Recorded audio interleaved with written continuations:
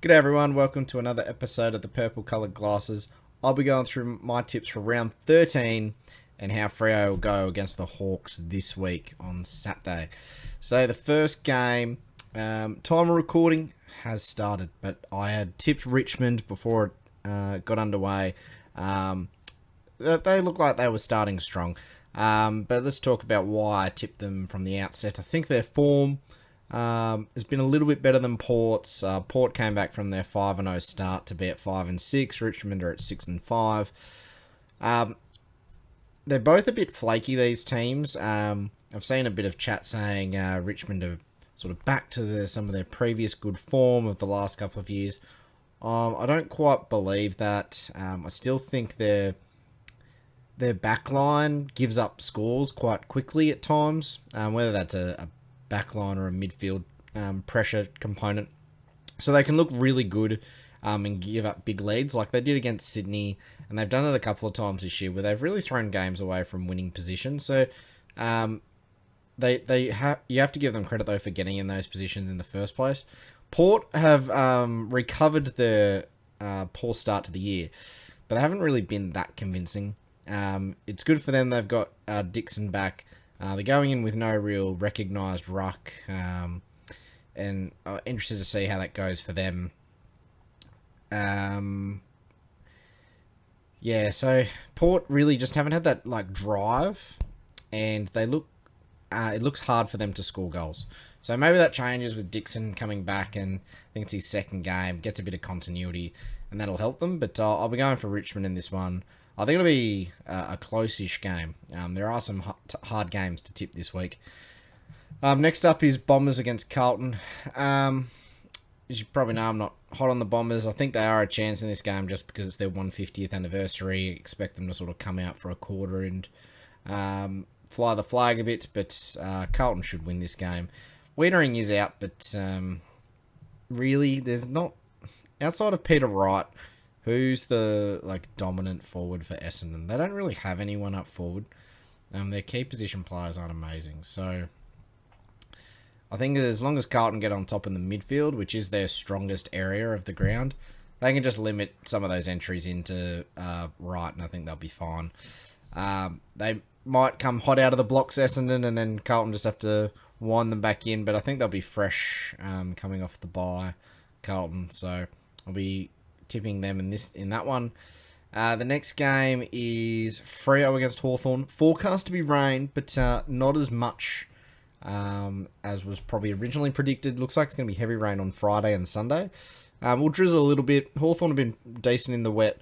They don't exactly have lightning fast pace around the ground, so when it rains, it probably brings them into the game a bit more. Looking at the team changes, so Fife's in, Walters is in, and Switkowski's in for Tucker, Meek, and Freddie. Unfortunately, Freddie thought he was the king of Perth, which he is. He is the king of Perth, the new king of Perth. But probably got a bit ahead of himself having a drink on a 6-day break. So just ground yourself, Freddie. You're going to be the new talk of the town for the next couple of years, don't you worry. But still just need to follow the process and the team rules. They've got Sicily's quite a decent backman, but I have seen them get exposed a lot this year, Hawthorn. They seem to play good one week, bad the next week. They put up a decent performance against Collingwood this week. They're kind of due for a down game.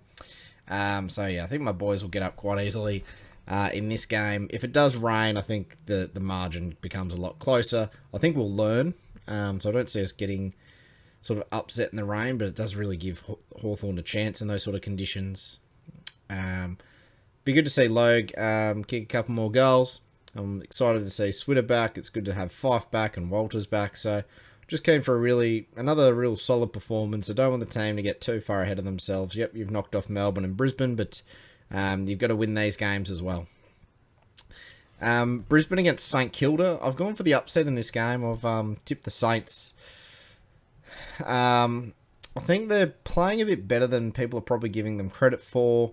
They're running both ways a bit more than they did last year. They got torn to shreds for that at different parts last year. Brisbane, they can really hurt you on the attack, but you can't exploit them going the other way. You look at Daniel Rich, he had a huge amount of meters gained, 30 odd touches, and he got a couple of coaches' votes. Frederick also got a couple of, I think he got 3 votes, and Rich got 2 votes. And Freddie's had 7 score involvements and kicked 3 goals on Rich. So there's a bit of pace you can expose them going the other way. And Saints do have some fast small forwards. Like we're talking guys like I've forgotten his name now, but he was at Hawthorn previously. Not Hawthorn previously. He was at Richmond previously.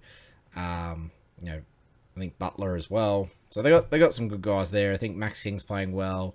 They've got their ruck combo going well. So I think they can give Brisbane a bit of an upset here.